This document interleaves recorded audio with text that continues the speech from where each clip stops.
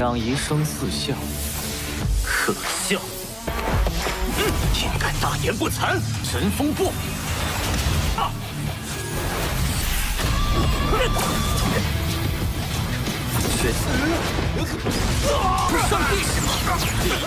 ！Halo semuanya, selamat datang di Ruang Sinema. Bagaimana kabar kalian semua? Semoga selalu sehat dan baik-baik saja.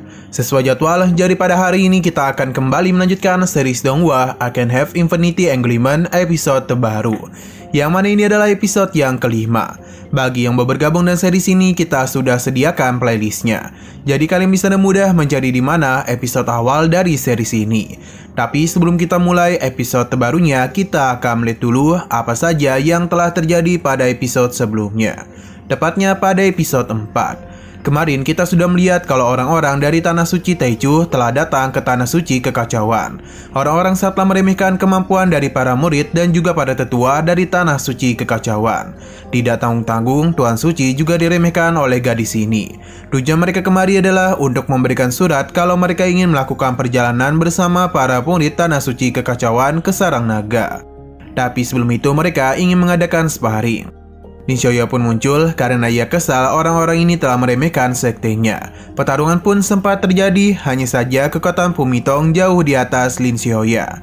Setelah dirinya kalah, Xiaoyun pun tiba. Ia cukup kesal kepada orang-orang ini karena telah melukai juniornya. Namun Xiaoyun tidak mau membuat keributan sampai akhirnya Chun Jixiao muncul untuk memanas-manasi situasi. Malah dia yang langsung diserang oleh Xiao Yulong. Sekarang kita akan melanjutkan episode terbarunya. Wang Yanghui menganggap kalau pertarungan sudah usai, jadi dirinya pun ingin pergi dari sini. Hanya saja Xiaoyu menghentikan mereka karena bagaimanapun pertarungan masihlah belum usai, karena dia harus menyelesaikan beberapa urusan terlebih dahulu. Berhubung ia tidak memiliki banyak waktu, Xiaoyun pun meminta Pumitong dan juga Xiao Yulong untuk bertarung langsung dengan dirinya. Keterkejutan dari para tetua telah membuat Xiaoyun mendapatkan poin pencerahan. Berhubung Xiaoyun telah berani meremehkan Tanah Suci Taichu, jadi Wang Yuhi meminta para muridnya untuk memuaskan Xiaoyun. Bagi para tetua, seharusnya kekuatan yang Xiaoyun miliki masih sedikit di bawah Xiao Yulong. Sedangkan bagi Wang Yuhi, kedua muridnya itu harus bekerjasama agar pertarungan ini bisa diselesaikan dengan cepat. Sayangnya, Pumitong menolak karena ia cukup percaya diri bisa mengalahkan Xiaoyun seorang diri. Padahal Wang Yuhi sudah memberikan peringatan, tapi Pumitong tidak mendengarkannya. Ia langsung saja menyerang Xiaoyun. Dalam pertarungan itu, serangan yang Pumitong lancarkan bukanlah apa-apa bagi abang Xiaoyun. Ia bahkan bisa dengan mudah melancarkan serangan balik kepadanya.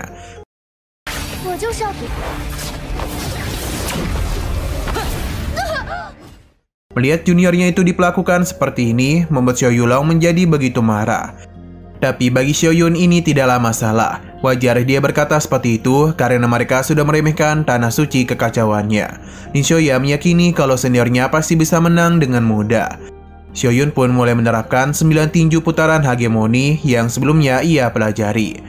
Namun kali ini ada yang berbeda sebab Xiaoyun telah meningkatkan teknik itu ke tingkat kedua. Namun Tuan Suci tidaklah membenarkan hal itu, karena bagaimanapun Xiaoyun seharusnya belum bisa menguasai keterampilan tempur ini. Xiaoyun meminta sistem untuk meningkatkan pemahaman teknik tangan Tai Chi agar ia bisa dan cepat menguasainya. Bagi orang-orang yang tidak mengetahuinya, mereka pun menganggap kalau saat ini Xiaoyun telah mempelajari teknik tersebut di pertarungan langsung. Xiaoyun terus mempelajari hal ini sampai akhirnya ranahnya naik ke tingkat kedua. Bagi Tuan Suci, ini adalah perkembangan yang bagus. Sedangkan bagi Xiao Yulong, tingkat kedua tidak ada apa-apanya dibandingkan dengan kekuatan yang dia miliki. Pertarungan pun langsung saja terjadi di antara mereka berdua.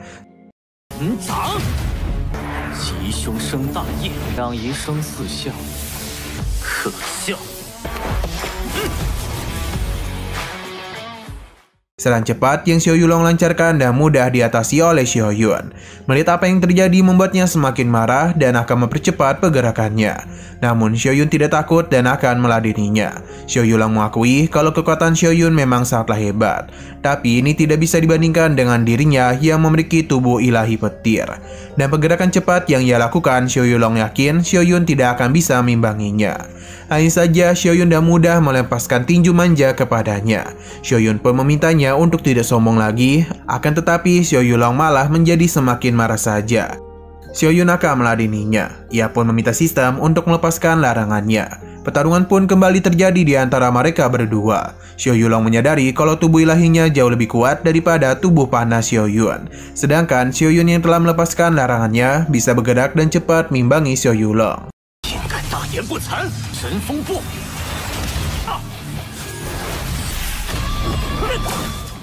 Para tetua kembali terkejut karena badai ilahi yang Xiaoyun tunjukkan telah menandakan kalau dirinya telah berhasil menembus level ketiga.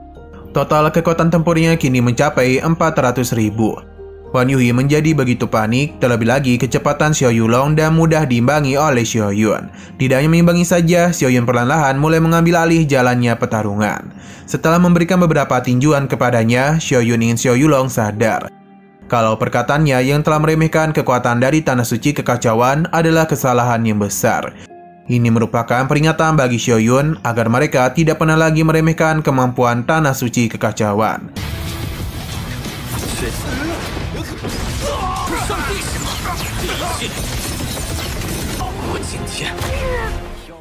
Di saat Xiaoyun hendak melepaskan serangan terakhir, Wan Yuhi segera menghentikan semua itu dan meminta pertarungan segera dihentikan.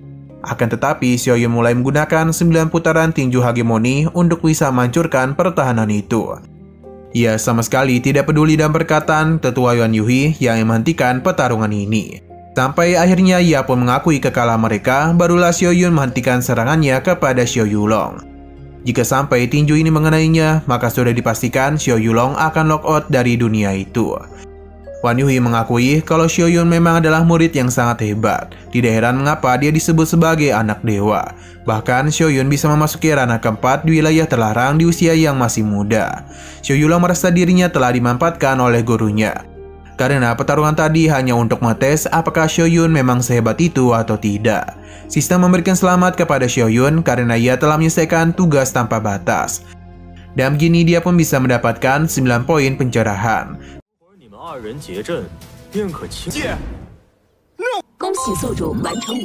Setelah semua masalah ini selesai, Wan Yuhi pun membawa kedua muridnya untuk kembali. Hanya saja Xiao Yulong masih penasaran mengapa Xiaoyun yang masih berada di tubuh panah bisa mencapai wilayah 4 alam terlarang dengan begitu mudah. Wan Yuhi mengakui kalau Xiaoyun memang adalah manusia panah. Kemungkinan Tuan Suci telah memberikan pil pencerahan kepadanya untuk bisa mengalahkan mereka dan juga pergi ke sarang naga. Selama Xiaoyun memasuki sarang naga yang sebenarnya, maka Wan Yuhi meminta kedua muridnya untuk langsung saja menghabisi Xiaoyun. Meskipun saat ini dia sudah berada di ranah alam 4 wilayah, tapi itu semua adalah batasan dari tubuh panahnya. Wan Yuhi meyakini kalau Xiaoyun tidak bisa berkembang lebih jauh lagi.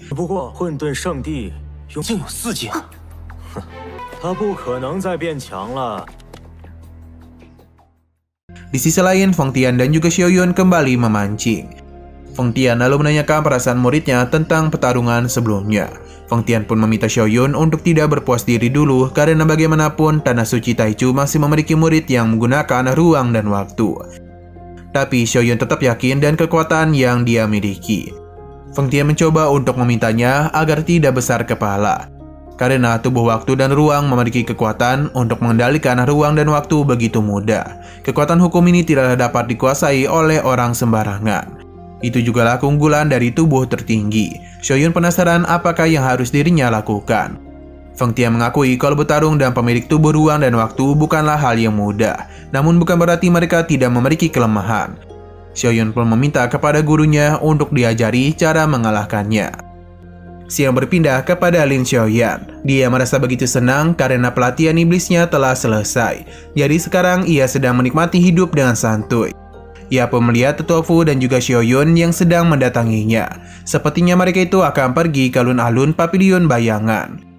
Menara ini cukup besar. Tetua Fu memberitahu kalau Tanah Suci Kekacauan mereka dulu memiliki murid terkuat dalam sejarah. Selain itu, di dalam sana masihlah ada klon hantu yang tersisa. Tetua Fu meminta mereka untuk memberikan tantangan kepada klon hantu.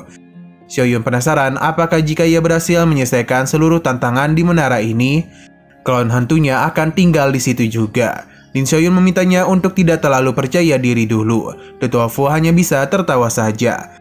Selain itu, Li Xiaoyun juga akan ikut berlatih di sini. Tentu saja ini membuat Li Xiaoyun terkejut. Padahal ia mengira alasannya kemari hanyalah untuk bermain-main saja. Tetua Fu meminta Li Xiaoyan untuk menjadi seperti Xiaoyun karena ia sangatlah giat untuk berlatih. Li Xiaoyan pun cukup kesal karena dibandingkan dengan Xiaoyun. Jika ia menjadi seperti seniornya, maka sudah pasti dirinya akan meninggoy. Nah, di sekitar menara itu terdapat 2 pilar batu yang mana itu berguna untuk mencatat peringkat. Yang kiri adalah yang terkuat di zaman sekarang, sedangkan yang kanan adalah yang terkuat di zaman dulu. Dan catatan ini sudah menandakan kalau Tanah Suci Kekacauan sudah berdiri selama bertahun-tahun. Orang-orang yang tercatat di dalam sejarah merupakan kebanggaan terbesar yang dimiliki oleh Tanah Suci Kekacauan. Tetapi yang sekarang bisa memasuki daftar peringkat ini hanyalah Tuan Suci saja. Li Xiaoyun pun ingin memasuki peringkat zaman sekarang. Untung saja Xiaoyun memilih hal yang sama dengan dirinya. Ini pun hanya membuat Tetua Fu bengong saja.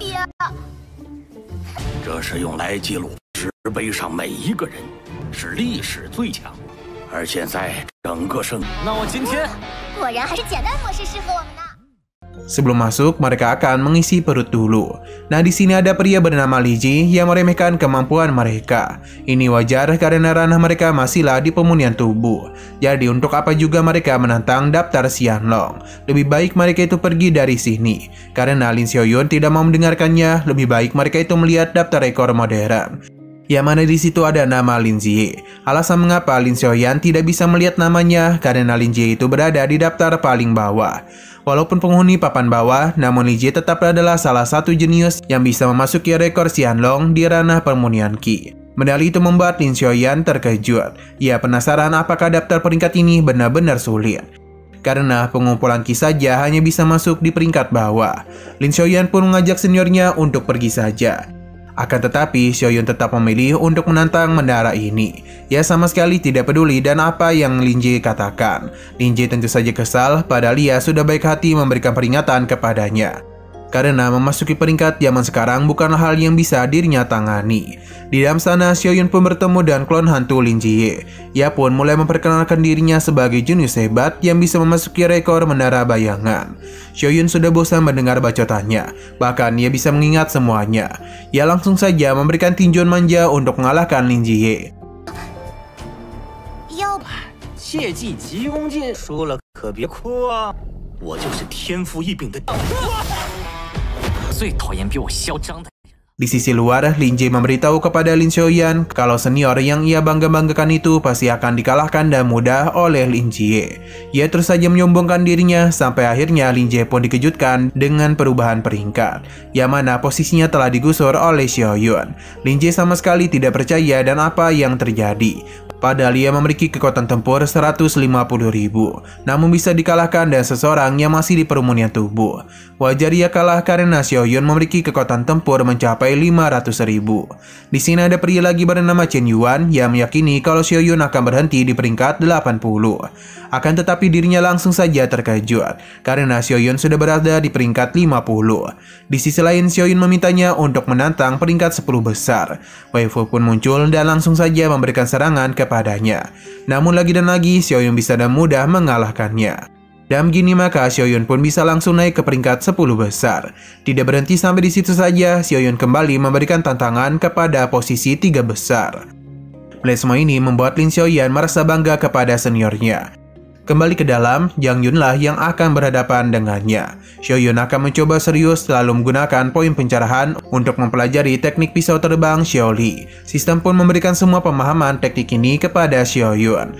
Dan begini maka kekuatan tempur yang Xiaoyun miliki telah mencapai 600.000. Meskipun dirinya telah menggunakan teknik pisau terbang, namun Zhang Yun masihlah mampu untuk menahan beberapa serangan yang tertuju kepadanya.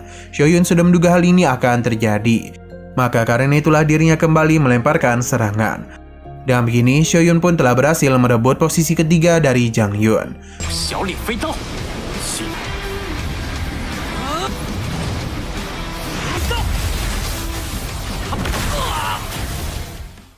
Baru kali inilah mereka melihat seorang murid bisa naik peringkat dan cepat, bahkan dalam waktu 1 hari saja. Lawan selanjutnya adalah Lu Haoju. Kekuatan tempurnya sama seperti Xiaoyun. Xiaoyun memuji kehebatannya. Jadi saat juga dirinya pun mulai melemparkan serangan kepadanya. Xiaoyun kembali menggunakan poin pencerahan demi bisa menggunakan gelombang suara naga. Dan teknik inilah dirinya dan mudah mengalahkan Lu Haochu. Xiaoyun pun memberikan tantangan kepada sang peringkat pertama. Hal ini telah diketahui oleh orang-orang di luar. Mereka hanya berharap kepada senior Qi. Li Xiaoyan yang tidak tahu siapa senior Qi itu membuat mereka terkejut. Padahal dia adalah keindahan tiada tara di tanah suci kekacauan. Ia juga memiliki kekuatan bertarung sampai 750.000. Seharusnya Xiaoyun bukanlah lawan yang bisa mengalahkan senior Qi.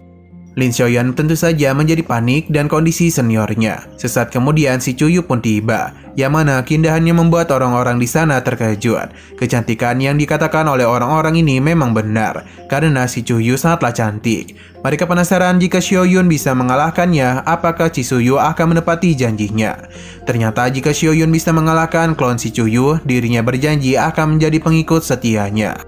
Xiaoyun penasaran mengapa gadis ini begitu percaya diri. Sepertinya ia memiliki kebanggaan yang begitu tinggi. Chuyu langsung saja melancarkan serangan kepada Xiaoyun. Dalam pertarungan ini bisa terlihat dan jelas kalau Xiaoyun ditekan olehnya. Bahkan Chuyu bisa dengan mudah mencurkan formasinya. Akhirnya Xiaoyun sadar kekuatan gadis ini tidaklah sembarangan. Maka karena itu dirinya pun meminta sistem untuk menggunakan poin pencerahan dalam memahami teknik dewa pembunuh Sanshao. Meskipun kekuatan tempur Xiaoyun telah bertambah, tapi bukan berarti dirinya bisa mengimbangi si Chuyu.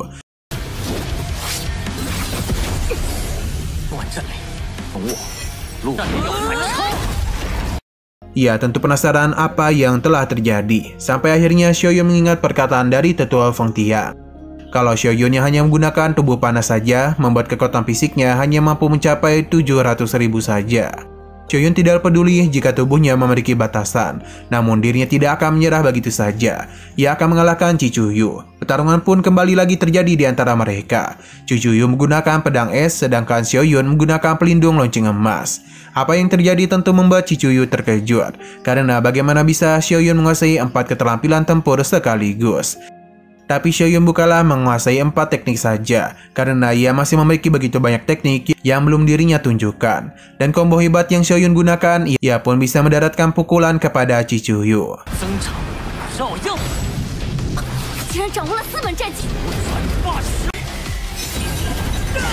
Nasing sekali lagi seru-serunya, episodenya pun harus bersambung dulu. Oke, sekian dulu pada video kali ini. Untuk video selanjutnya akan segera hadir. Jadi bagi kalian yang ingin mengikuti series ini, langsung saja klik subscribe dan aktifkan loncengnya. Terima kasih yang sudah menonton video sampai habis. Jika kalian suka pada video ini, klik like dan share ke teman-teman kalian tentang channel ini. Dan ditunggu aja kelanjutannya. Oke, sampai jumpa di video selanjutnya.